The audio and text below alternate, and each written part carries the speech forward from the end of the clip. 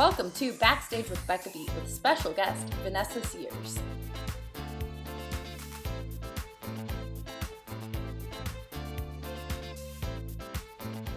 Hi everyone, and welcome to this episode of Backstage with Becca B.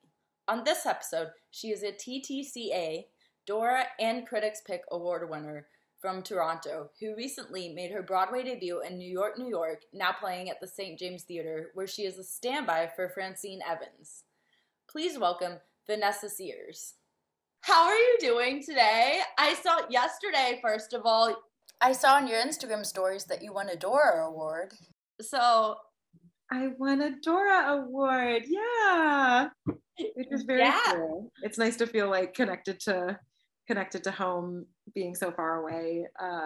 It's nice to. I was sad to miss the actual ceremony, but it was nice to like feel the love. And so many people texted and called and sent videos of like when they announced my name. I was like, oh, that's really nice.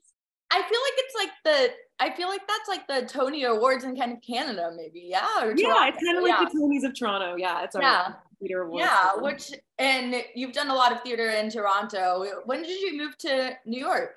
I just moved the end of January. I moved here for the show. Yeah. Wow. So like getting that honor in Toronto, where you grew up doing theater, how cool is that, and how much does that mean to you to get noticed in the city that you've been doing theater? Yeah, it's always so special to be recognized. Like I'm kind of the queen of like, awards are not real. Awards are, they're very subjective. There's a specific panel. The panel changes every year. So the producers only submit, certain shows, certain actors, certain things. Like it's all extremely political. It's all very, very subjective. Art is subjective. You really can't actually you can have dialogue about art, but like no one person or one committee can definitively say what is good or bad. All of that being said, it's always very, very nice to be recognized for your work. This was the first time I've won a Dora Award for my work on a play, and I got to originate this role. It was a new Canadian play written by Erin Shields, who's like, if you don't know her, look her up. She's a phenomenal Canadian playwright. I've loved and admired her for a long, long time. Her work is spectacular. So to get to work with like one of my dream directors, Wayne Mangesha, and do this new Canadian story all about these three Black women, and to be recognized for originating a role, like it is very special, and I am very, very grateful and humbled and honored and all of those good adjectives. It's just it's really cool. It feels a little surreal because I'm not there yet, but I'm gonna fly home for something unrelated, and when I'm home, I'll be able to pick up my little trophy. So. Everyone in your like theater companies there, like all your theater friends there, are gonna celebrate and be like, oh my gosh, yay. Well, I was gonna ask, what's the most, because you've gotten a lot of awards in Toronto, so I was gonna ask what's the most meaningful, but I guess this one is definitely one of the more meaningful. They're all special in different ways. I think that there isn't like one that takes the cake. Like I said, like it's always so wonderful and humbling to be recognized. And what we do is hard. It's weird and it's exhausting and it's so much fun, but it's hard. And sometimes it's really funny to like get that recognition, like that show's been closed for half a year, and it's so interesting. I really feel like what it does is it gives you an opportunity to reflect on not only your work, but the process and the people. So they're all meaningful in their different ways because they're all tied to different shows. So I don't know that I could pick like one, they're all really exciting moments and kind of markers of like a certain moment in your life and of a certain time with specific people and a specific moment of your own craft and your own artistic journey and your own personal journey. So yeah, they're all, I'm very grateful for all of them. That's really funny that you mentioned though, like they're all like markers for a certain point in your life, because I went to a show last night, or not last night, like a couple of nights ago, 2 nights ago, of someone who does theater, and she was like, yeah, like all these shows, they're like, I go by my life, like periods of my life, by that was when I was in this show, and that was when I was in this show. Yeah, and, isn't that weird? Yeah. But true. Which is really, really cool. Really cool to look at. Like, this is when I did this year was when I did this show. Yeah. Yeah, So it's funny. We're like blessed to be able to use that as a weird marker of time, but it's true. Cool. You get to like look back and on all the highlights, all the fun Yeah, shows. literally be like, what year was that? Oh, well, I was doing this show, so it was 2018. Yeah. So like, It was unhinged, but that's how we do it. Love that. So before I get into New York, and Broadway, yeah, I want to talk about, when was the moment that you knew that you wanted to be a theater performer? Oh, that's a great question. I kind of love answering this one because I came to theater in the grand scheme of things later than most, which I think is really interesting. I did theater, like community theater as a kid, and really, really loved it, but never ever considered that it could be like a profession, you know, that so was not on the radar for me at all. But loved it, you know, loved singing and dancing. I'm sure my parents were just happy to have me making noise outside of the house. So that was, you know, good for all parties. Yes. And it was actually my mom who suggested that I audition for post-secondary programs for theater. And, you know, I thought that was wild. It kind of caught me off guard. I really, you know, had this belief and this value system that like, I'm going to be in the sciences. Like that's I don't know, that's like how you contribute. That's a steady career path. That's like a secure life. You can plan, you can, you know, make moves, make money, do all the good things. So I was really, sorry? Steady stuff, yes. Steady stuff. Yeah, like, nothing about entertainment is steady at all. And especially, I grew up in a really, really small town called Deep River, and there aren't really full-time professional actors there. We will have touring groups come through. We have a beautiful arts community where, you know, we have a symphony orchestra, we have community theater, but all of those things are like people in the town who do that, you know, on weeknights. It's not, it's nobody's full-time job. So I just, you know, it wasn't even something that I really recognized as possible. You know, I was like, oh, actors are like movie stars and people on TV. That's not a thing that I can do. So anyways, long story short, it was very, very exciting to be like, oh, maybe I should think about that. And I auditioned for this school called Sheridan College that at the time, I believe still, but definitely at the time, was the only degree program for musical theater in Canada. Oh. So it was extremely competitive, really, really highly regarded. Their graduates do phenomenal things. And when I got into that school, that was, honestly, that was my green light to be like, okay, well, I don't know anything. And clearly something clicked, something works and turns on when I am doing this. And they recognized that and they want to give me a shot. And it was their belief in me that made me think, oh, okay, maybe I'm good at this. Like maybe I should see how it goes. And I always had the mindset of like, if it doesn't work out, I'll be okay. I will go back to school for veterinary sciences. I will open a practice. I will be fine. Like I'm not worried if it doesn't work out. That's okay. But it worked out and it's continued to work out. And now I can't imagine doing anything else. Like I love it. And I was gonna say, your mom obviously saw some talent there too, because she convinced you to go and pursue this. Yeah, I think my mom definitely was probably understood before I did how fulfilled I was when I got to do that kind of work. Yeah, I don't think as like a 16-year-old, 17-year-old, I really fully understood that, but I think she was, you know, moms have those good instincts. She said, ooh, something about this makes your soul light up and you should keep chasing that. Well, she probably listened to you like singing around the house and was like, okay, that talent, it can definitely go somewhere and be successful.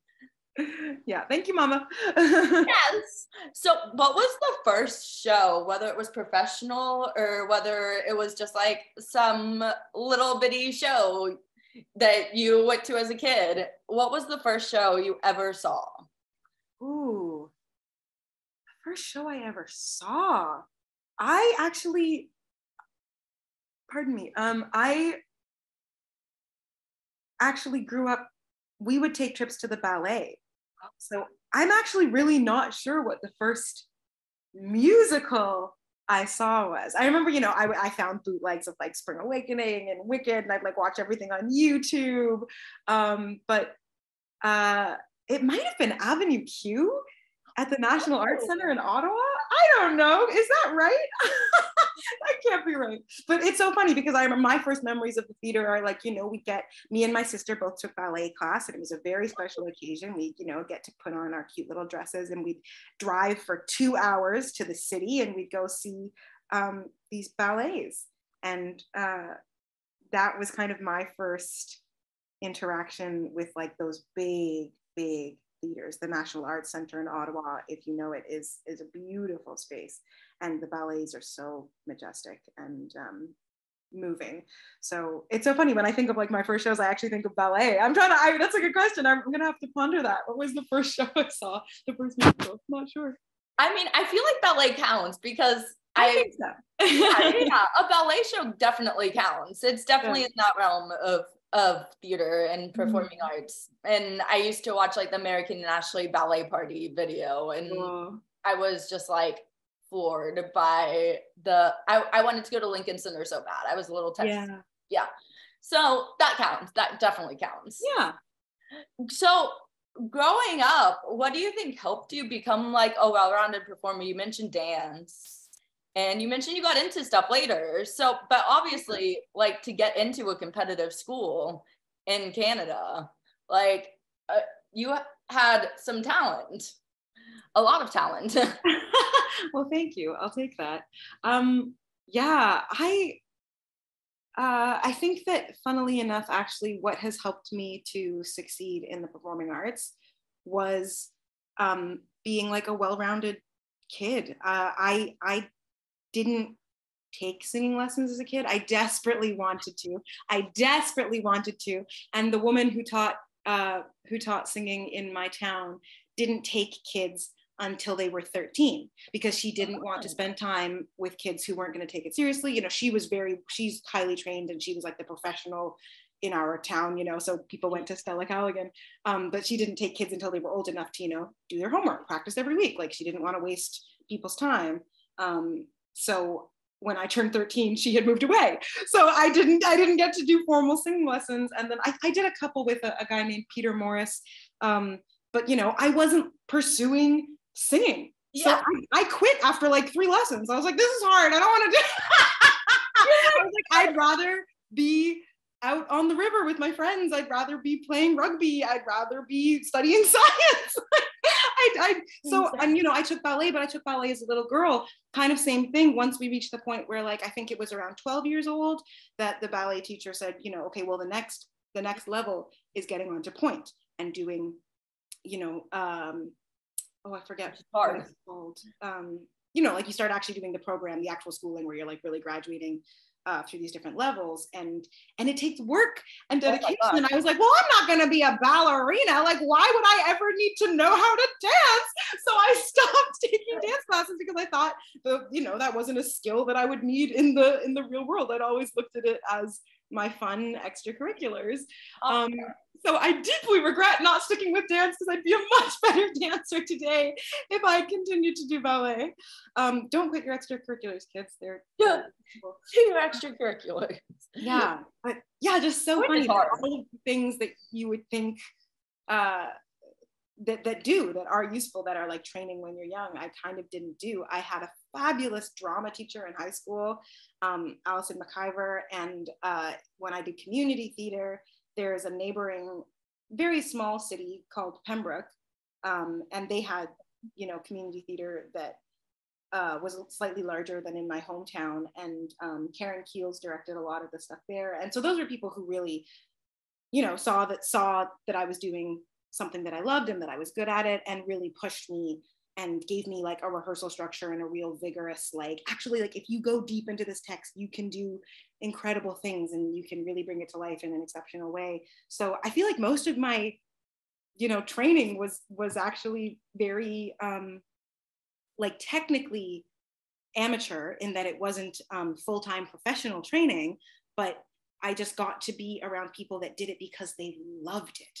And so there was that passion there. Sure. And then when I wasn't doing community theater and doing drama class in high school, you know, during our high school musical, I was out like getting real world experience and meeting different people and making friends and you know, learning about the rest of the world, which you bring into all of your work. Like what we do on stage is we just are trying to make it feel real, or if not real in terms of realism, authentic, genuine, you know? So you can never have enough real world experience. And I still believe it's like really important to like get out of the theater, go see the world, go meet people that have different viewpoints than you, go get outside of yourself.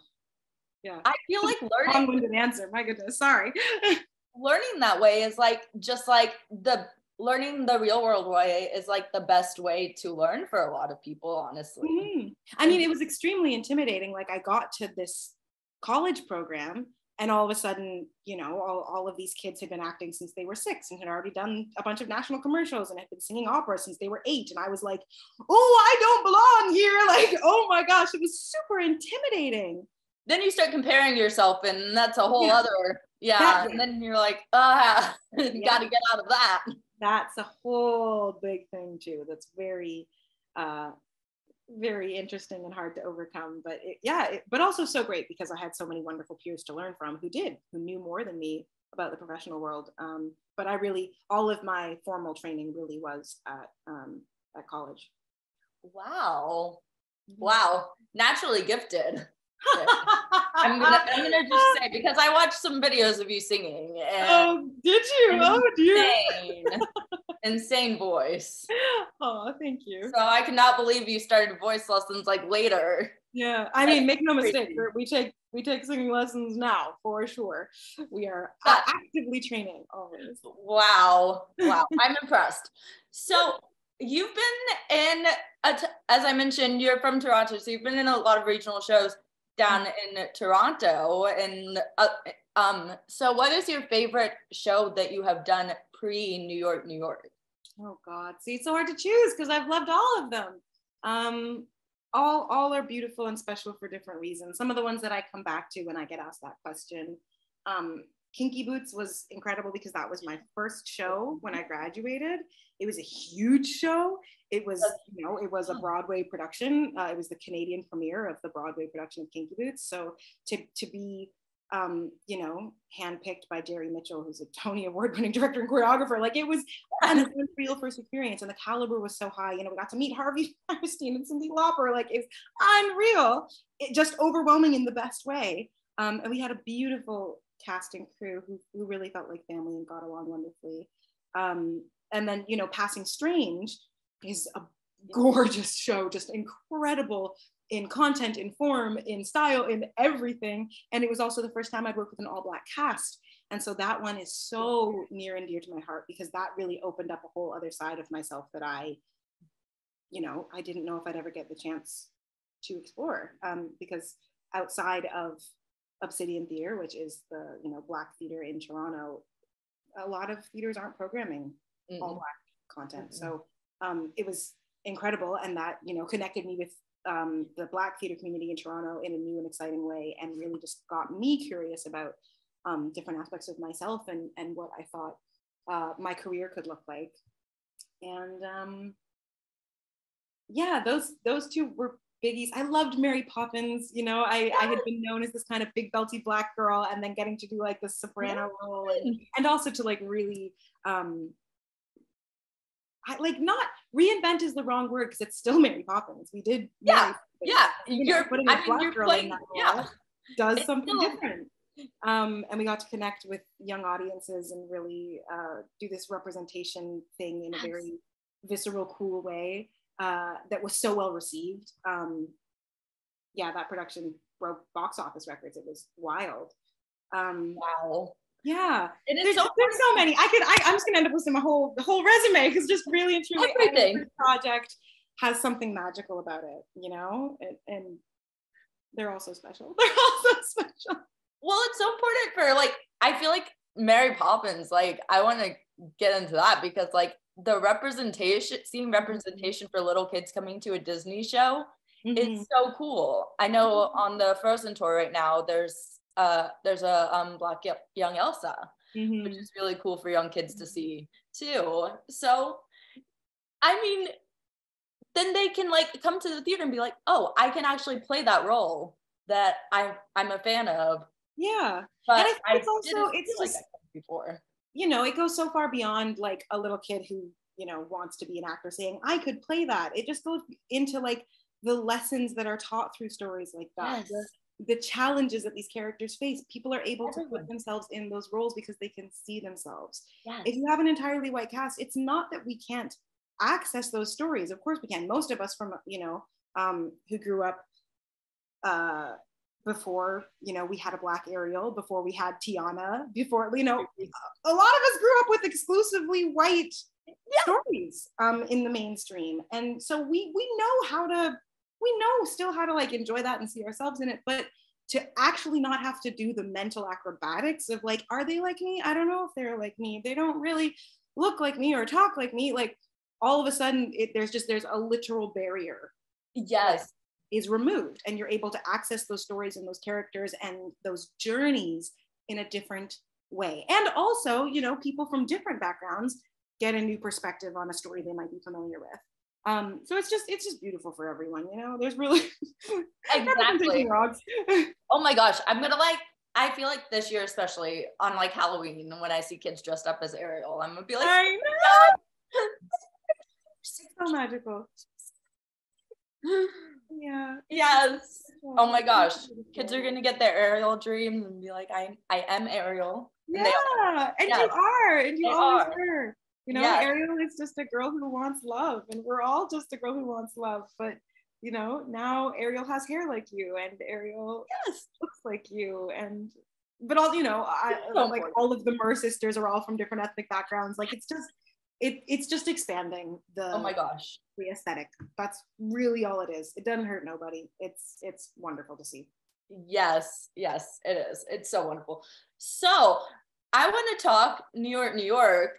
So when was it that you were like, okay, I'm gonna go out and audition for a show in the United States and New York? So I think my first audition in New York was for Book of Mormon, like in 2014 or something. A lot of people ask this question, like, so you're in Canada, how do you, if you have a good agent who is working hard for you, in this modern age of technology, it's really, everyone's self-taping anyways. You can self-tape and send that off to anywhere you like. So I had been taping and coming in for callbacks in New York for many years prior to this. I will admit that there's no denying that being Canadian is a barrier. It just means that even if the producers love you, even if the casting team is like, they're brilliant, we love them, you're more expensive to hire because they have to help with the visa, they have to help with the paperwork, there are moving expenses to cover, all of these things. And you know, it's easier to hire a local. So it certainly wasn't my first time auditioning in New York, but it's the first time that I booked it. So that's very exciting, and was I kind of, you know, made my peace with like, oh, well, maybe that's not going to happen for me, and that's okay. I love my career in Canada, and I love what I've been able to do there and how I've grown as an artist. So, you know, I was really kind of like, it's okay if Broadway is not in the cards for me. And then of course, as soon as I really made peace with that, everything happens for a reason at the right time. It really does. It really does. This was like, it was a very hard decision because now I'm at a place in my life where it wasn't just an easy, of course I'll move to New York. Like I have a home, I have a life in New York. And it was a big decision to leave that behind. But I really do feel like this happened at the right time. It happened when I feel ready to lead a show on Broadway. Like I have more confidence in myself, more trust in myself. I'm a better actor. I'm a better singer than I was 10 years ago, you know, like it all does happen for a reason. And I'm really excited to see, you know, how I continue growing in this new chapter. Yes. So how does it work once you get like the call that, hey, you booked the show on Broadway and you're in Toronto? How do you like get everything together, pack up, move to an apartment, like, and then like you're going into rehearsals at the same time. So it's like everything's happening at once. Oh, it is wild. It is wild. And they don't make it easy. Immigration is, and you know, Canada and America are very they're relatively good buddies. Like that's actually one of the least complicated immigration things, and it's still a nightmare. So, you know, wow, anyone who's been through that or who is going through that, my thoughts are with you. It's very, very taxing and scary. And so, okay, sorry. So to give you basically, I'll try and sum it up. I got the call, you booked it. What then happens is, you know, you negotiate your deal, you do all that. Once all of that paperwork is signed and you say, yes, I'd like to accept this offer, then the producers work on your visa. So then you're in this very interesting spot where you've booked the role, but you don't know if you're legally allowed to do it yet, because if the visa doesn't go through, you can't work in America. So you're waiting for the visa to go through. You're trying to find an apartment and make arrangements to move, but you can't go into the country because your visa is in process. So even if you wanted to, you can't go look at things in person. So I'm on Facebook Marketplace and Craigslist trying to find an apartment and trying to hope that it's real and not a scam because I can't go see in person. And all the while you are, you know, making arrangements with your bank, you're saying goodbye to friends, you're packing up your life. And then somehow, miraculously, you get on a plane and you land in New York and the apartment is real. And you get it's real. And then you start rehearsals the next day. It's wild. It was a wild experience, and I kind of can't believe still that it all actually worked out. I feel like the relief when you see like the actual apartment and the like place to live is just like that feeling, because I would be so worried. My boyfriend is a champion. The way that he just like held it down while I spiraled through all of the panic and all of the anxiety. Like we landed in New York with all of my suitcases, which, you know, I wouldn't have been able to like physically move without an extra person there. And I turned to my partner and I went, oh God, what if it's a walk-up? I don't know if it's a walk-up. And we had like 4 huge suitcases. I was like, I'm so sorry. I'm so sorry. He's like, it's okay. If it's a walk-up, we'll take the suitcases. I was like, I didn't even ask if there's an elevator. I just, so it's the level of just jumping in with both feet and saying, okay, universe, I trust that you got me. And, you know, I do know people who haven't had that experience. I know people who've had a more difficult time. So I'm really, really, I don't take it for granted that everything did work out for me. I know that's not always the case for everyone who has to do a big international move like that. It's really hard. It's exciting. For me, it was worth it. I've had an unbelievable experience here, but it's a lot. Well, and how cool to step into the rehearsal process of New York, New York, which is essentially like a story about dreams coming true for people. Exactly. I love it. The first words that my character sings are, I'm just getting started and time's of the essence. I can't say I've made it, but I'd never trade it. I won't be afraid. It's my New York. Like I get to start the show singing exactly like my true personal statement about coming to New York. It's weird. Like, that's what I mean when I'm like, right time. This was the right time to come before. It's the right time in my life. The universe is doing something real good, and I'm just trying to trust it and go with it. What a like storybook Broadway debut show, honestly. It's been wild. I mean, when you like read the script and stuff, how excited were you to be a part of that and to like walk into the rehearsal room? And also, what is rehearsing a show with the entire cast like? So when I first read the script, I felt like it was a really powerful, beautiful story. It's an adaptation of New York, New York, the movie, but it's very, very loose. The script really expands and adds in new characters and shows us more of New York, the city. And I just knew, it was Susan Stroman. And I said, yes, anything you want, anything you touch, like she's a legend, she's an icon, and it's John Kander, and it's Lin-Manuel Miranda, like it's such an unbelievable group of people that all have the best intentions, that all have their own love affairs with New York City, that all deeply, deeply, passionately wanted to tell this story and tell it now. And so I really, you know, and I got that energy in the audition, in the final callback. I was like, yeah, this energy is special, and you don't always get that. So I knew we'd be in good hands. And so I'm a standby in New York, New York, and I've never done that before. So it was really interesting to join the company, to arrive, to be like, oh my God, I'm part of an original Broadway musical. Like we're the first ones. This is a new story and we get to tell it. And I get to be here to bear witness and to be a part of that. So it was really, really phenomenal. And the interesting thing about being a standby, which I learned, is that, you know, as the show is being built, you're observing a lot. And I'm really, really grateful for that time in rehearsals to just observe, to watch how Stroh works, to watch the actors receive and build and change and pivot and try things out and throw things away. It was like a lesson in Broadway. And like, as you've said, like, I'm no stranger to theater. I'm no stranger to making shows, to doing, you know, productions of old material, to doing original work. I've done all of that, and it's still always so fascinating to watch a room and to watch how each different culture of each specific show operates. So it was phenomenal, just phenomenal. Really, really, like such an incredible lesson and experience, to watch it all come together, to be a part of that process.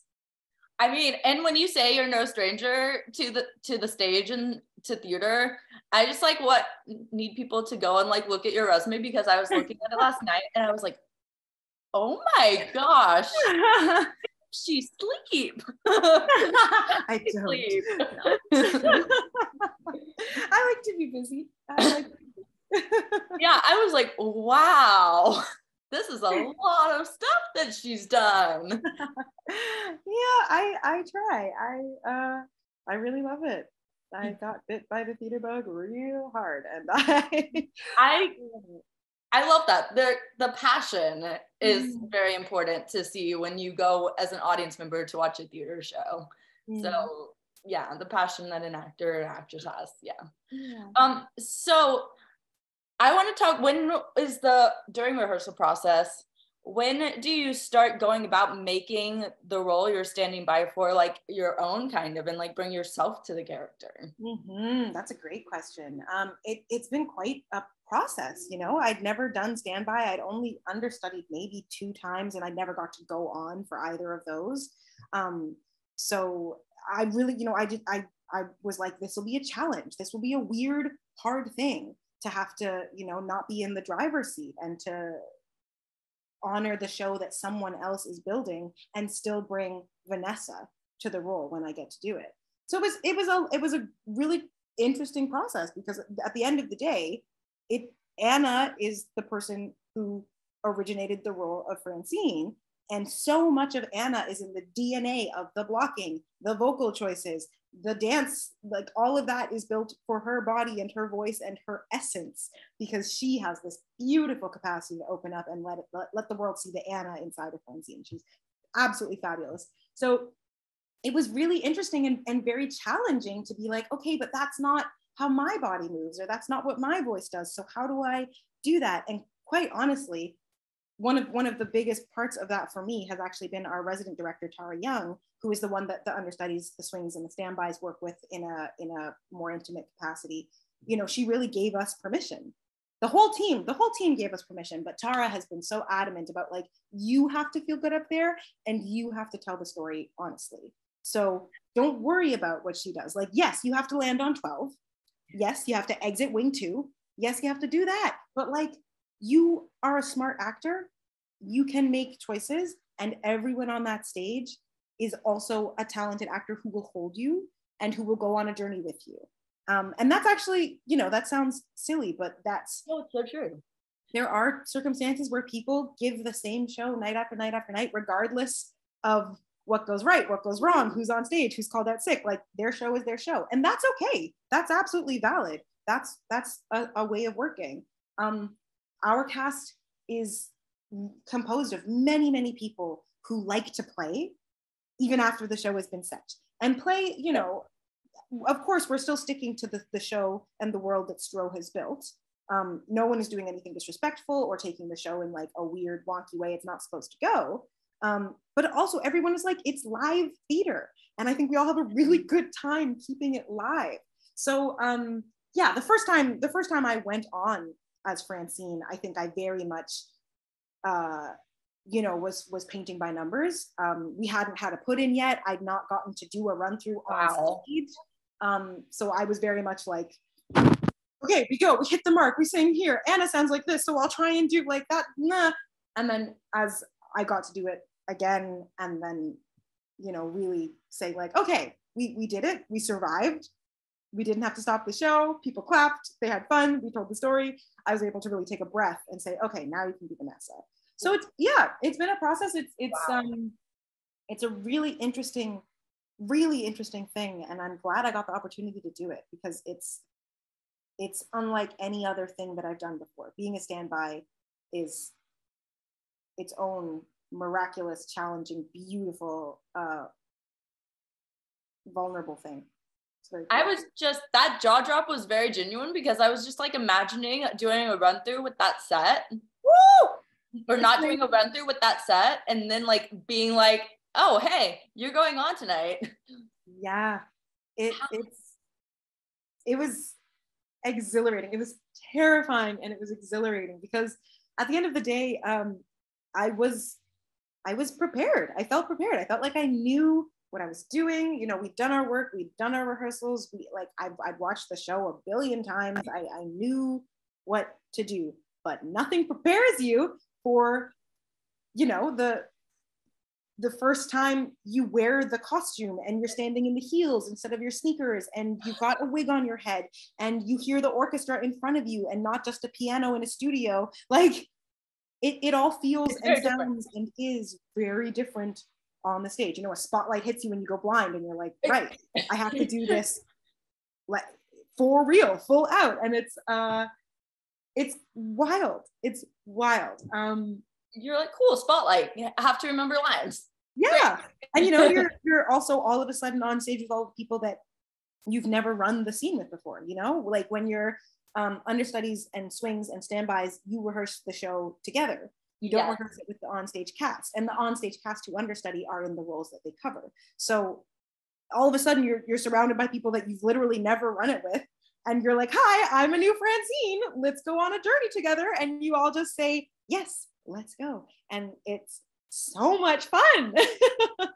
What do you think the most memorable part of your day, the day you made your Broadway debut, was? I think for me, it was probably, I remember being so anxious about singing New York, New York, because it's this huge moment in the show. Obviously, it's the titular song. It's a song everybody knows. And I was so surprised, because that wasn't the moment that is the one that I look back on and think about. It was a beautiful moment. It was incredible. But by the time I got to sing New York, New York, I was like, I got this. I'm okay. Act 1 was wild ride. Things outside of my control went wrong. You know, like there were weird tech glitches, props did weird things. Like, it's live theater. There was so much going on, so much to juggle, and you know, you're doing everything for the first time. So Act 1 was really quite frantic for me. And I remember in Act 2 being like, you need to have fun. You need to let go and breathe and have fun. And so the thing that was most memorable of my very first, of my Broadway debut, I remember singing The World Goes Round. And that's my favorite song in the show, because it's just, it's fucking incredible.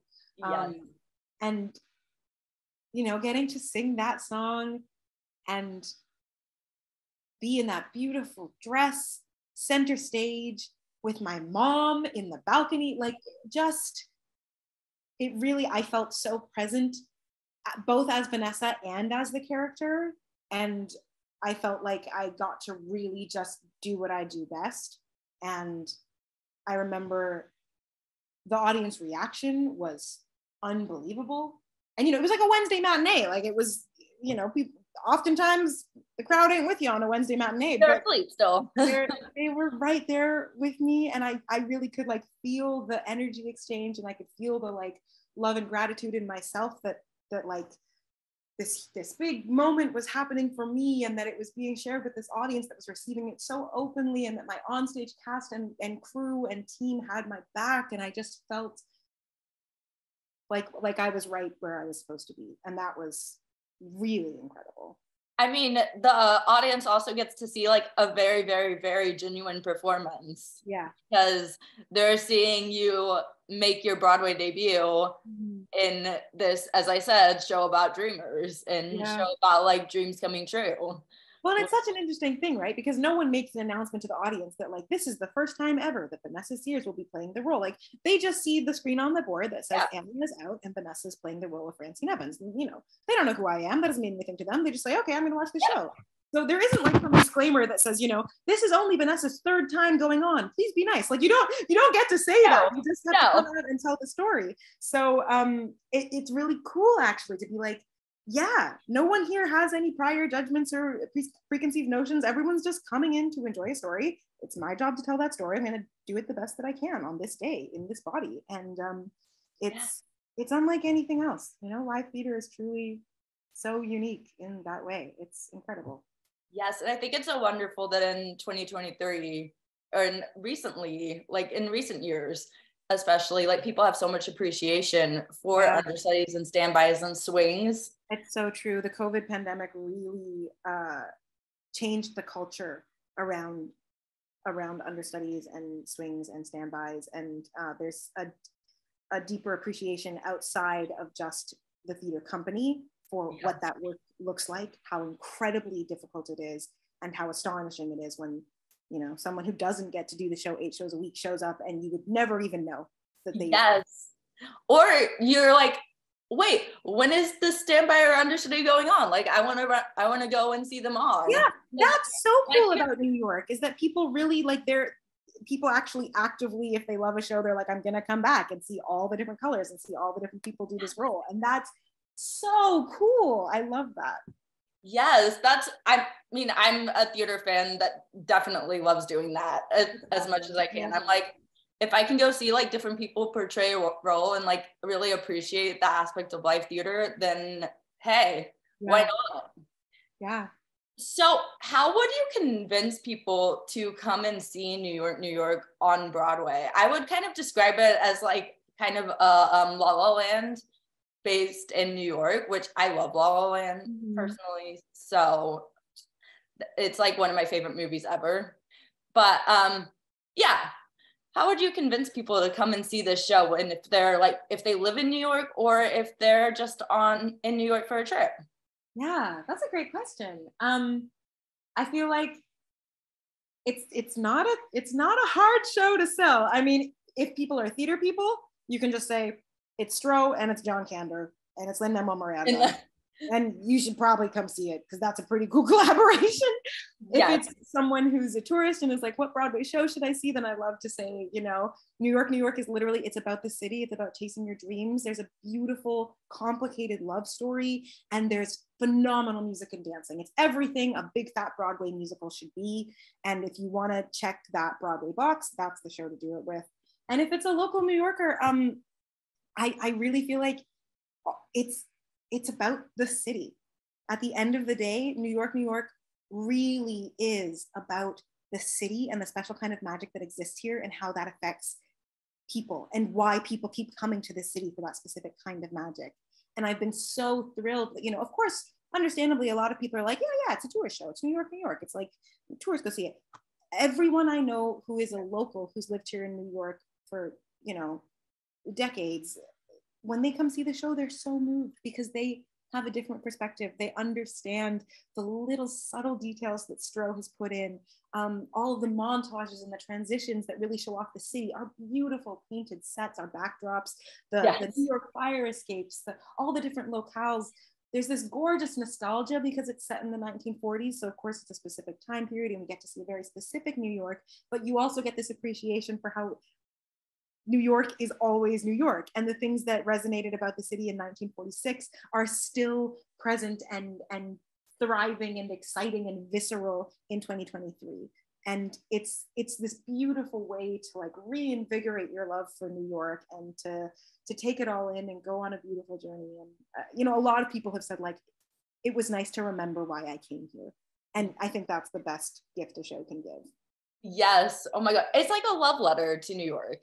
Absolutely. I saw it on my first day on my last trip to New York. And I was like, this is the perfect show to start off my trip to New York. Yeah. Hey, you heard it here first. It's the perfect show to start off your New York trip. Come see New York on Broadway. Perfect. I mean, the sets are some of the best that I've seen on a Broadway stage. Tony Award-winning sets, baby. Come check it out. Wow. I was like, wow, they brought out New York to the actual stage. Really did. And it's been so cool to experience that as someone who's new to New York. You know, it's like I sort of, the script almost gave me a bucket list of like, okay, I've got to go to here, I've got to go here, I've got to go here, I've got to see all these things. Which was have you checked off a lot of them, or are you still like in the process of checking them off? I'm trying to. I mean, for so long, you know, we're in rehearsals and you're too busy to do anything outside of the show. But now that we're open and rehearsals have calmed down, I have a little more time to go. Ooh, I love that so much. Wow. So also, I want to mention that you've done some TV and film. Yeah. So how is acting on camera different than acting on the stage, in your opinion?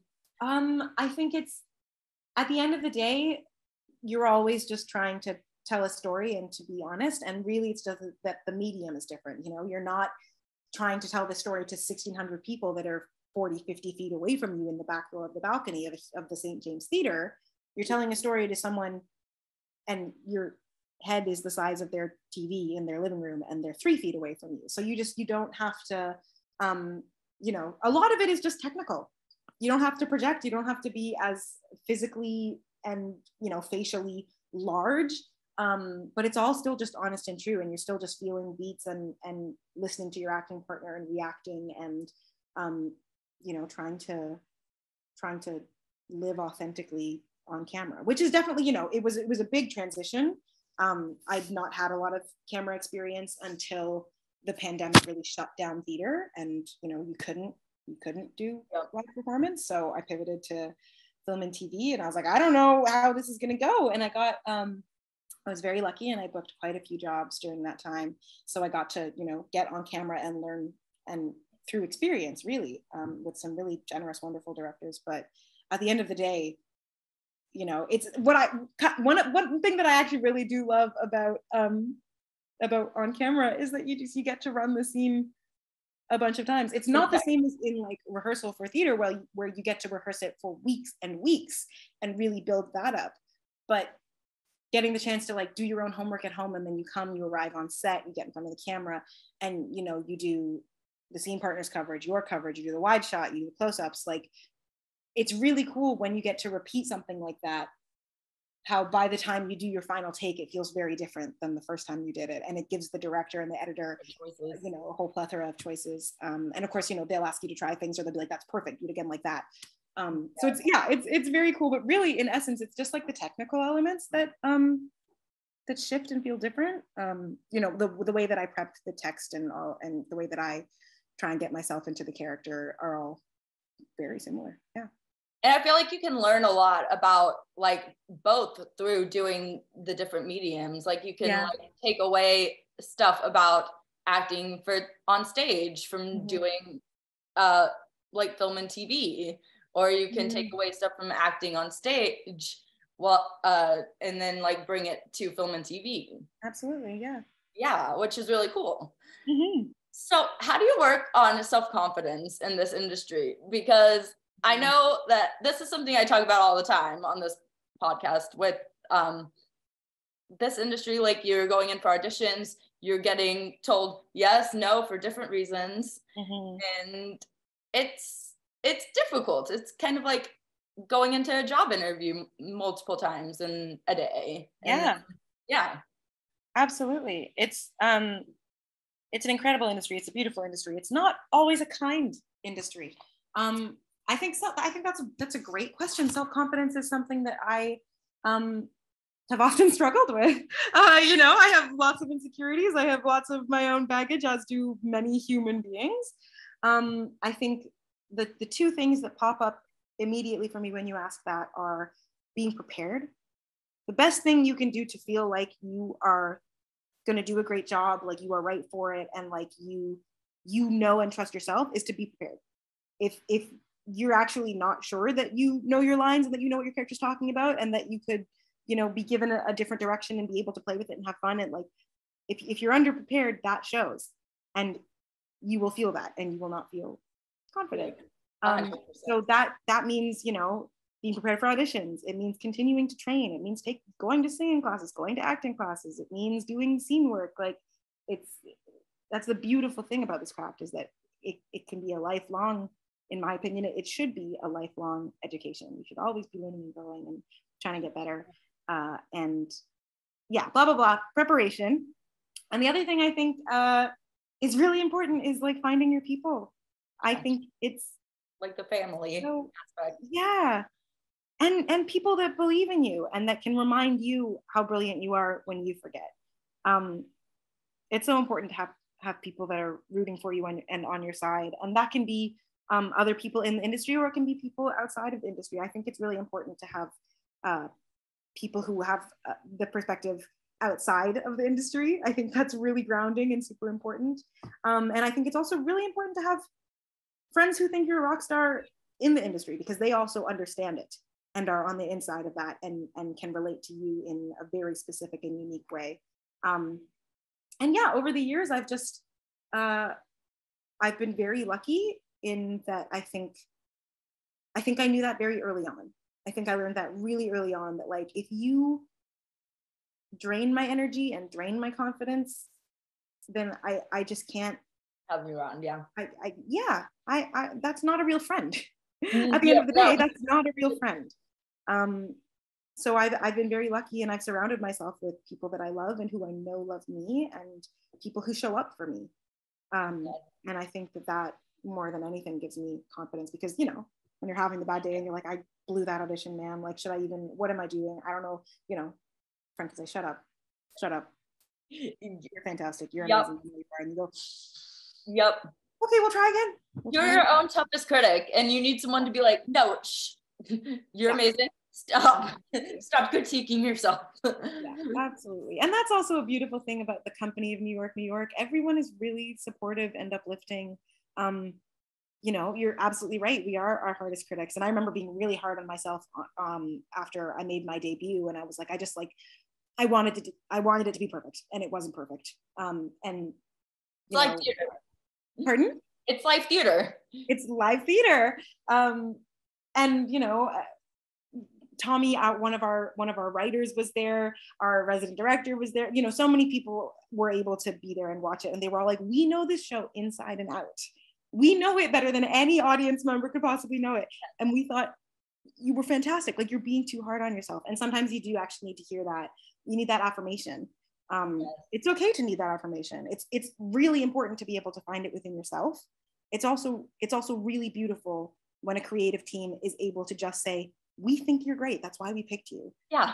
I think it's very backwards and strange when people think it's you know, it builds character, or like you got to toughen people up by not giving them praise. I'm like, no, human beings need love. Like, that's show people love. Be kind to people. That it's good. Like, you're here for a reason.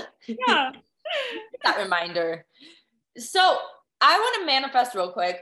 Do you have any dream Broadway roles that you would love to play on stage someday? Mm-hmm. I really think that my dream for the last couple years has been doing new work. I'm really interested in original stuff and originating roles, and the work that you get to do with when you have writers in the room and composers in the room and everyone's like building something together. That's what really gets me going right now. Like, of course, you know, if someone offered me a role in Hamilton tomorrow, that'd be great. I'd be very happy to do that. Yeah, sure. In terms of dream roles, I think I want to create my own dream role. Yes. Yeah. Oh my God, I can see that happening. And I mean, I texted a friend earlier. I was like watching your singing videos, and I'm like, she is gonna be a star. Oh, thank you. And like, she's incredible. So before I move on to my last question, where can people follow you on social media to keep up with what you're doing and to like keep up with your future Francine dates? The best place to catch future Francine dates and to just see my life and what I get up to is Instagram. I believe my handle is just my name. It's Vanessa_Sears. I should double check that, because one time I Maybe, maybe not. Program, and my boyfriend was like, "That's not your handle," but I'm pretty sure it's Vanessa_Sears. Or you can just look up my name, and Instagram is a great way to follow me and to keep up to date with what's going on. And I'll put the links in the description and the lower thirds for people. Awesome. And my last question is, so it's kind of a combined two questions. So as a standby in New York, I'm seeing that you've been doing like a lot of like singing at these huge events in New York. Yeah. And what is that like to have that like kind of cool responsibility to go around New York and help promote the show? Mm-hmm. And second, related to that, is there any event coming up that you would like to like promote or tell people to come and see? Yeah, it's been really cool. It feels special to have the trust of the team, that they're like, we want you to go out and represent this show and these performances and do a lot of press appearances and a lot of, you know, galas and fundraisers. And it's also just been a really beautiful experience for me. I've gotten to meet so many incredible people through those experiences and events, and, you know, connect with people in different ways, which has been really, really awesome. I still get so nervous because it's also really strange to do performances like that. Like, you don't have the whole context of the show. You don't have the character. You know, some people will have seen the show, but a lot of people, you're there promoting it because they haven't seen the show and you want them to come check it out. So it's always, you know, it's an interesting thing to be like, how do I play that? Like, is it just like a cabaret performance? I'm going to sing New York, or am I trying to, you know, do it in character? And then of course, depending on the event, you're in a gown wearing heels, or you're in jeans and a t-shirt. Like, it's, you know, sometimes you're singing in a place that is set up and is always a performance space. And oftentimes you are singing in a place that is not normally a performance space. So you're working with, you know, maybe not top of the line sound equipment, maybe people who don't normally stage manage that kind of a thing. So there's a lot of, you have to be flexible. Everyone's, you know, got to kind of take a breath and be like, let's just have fun, let's just have a good time. But at the end of the day, I've really enjoyed all of those experiences. It's just been such a joy to get to do it. And what do I have coming up? I know you have like a Broadway Sings thing, I think. Yeah, I'm doing a show at 54 Below this Sunday, July 2nd, Broadway Sings Beyonce. So check that out. And the next thing after that, I believe I'm singing the national anthem at Mets versus Yankees game. So if you like baseball and you want to, I don't know, hear me belt Star Spangled Banner, come on down. That'll be fun. Wow, that is huge. I'm excited. That's huge. It's really fun. Singing the national anthem in those huge stadiums is always like terrifying, overwhelming, and so much fun. Like, it's so, you feel like Beyonce. You're like, there's a whole stadium. It's really cool. I mean, basically you are at that point. So yeah. Yeah, but otherwise, you know, watch my socials. I try and let people know what's going on, what's happening. Yeah. Wow.